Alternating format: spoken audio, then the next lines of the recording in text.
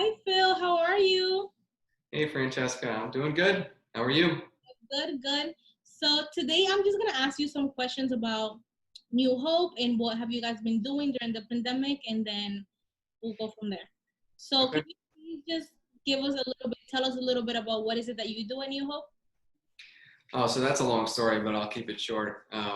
I wear a lot of hats at New Hope as the executive director. So, probably one of my main jobs is to make sure that we are fulfilling our mission. So, I want to make sure that the programs that we have are aligned with our values and that they are doing what God has called us to do. So, I also manage the staff and work a lot with in fundraising and working on maintaining relationships with people who support us. And there are a lot of other things that I do, but the list is a little too long to go into detail. Okay, that makes sense. And what do you think has been the biggest obstacle during the pandemic for you?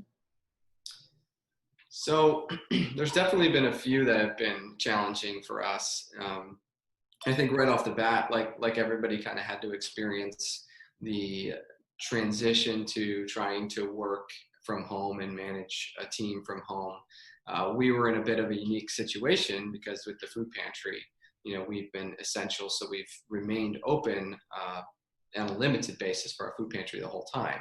So the challenge for us was to try to figure out how do we stay open for the community in a time when they need us even more than normal, but do so in a way that's safe, in a way that's sanitary, and a way that we can kind of keep this lifeline going for people. So that was a big challenge early on, and I think we've navigated that well. Okay. So from what you're telling me and from what Grace told me a few days ago, the food pantry is still serving people, but just in a different way. Is there anything else like happening in New Hope or at the food pantry that you feel like we should know about? Yeah.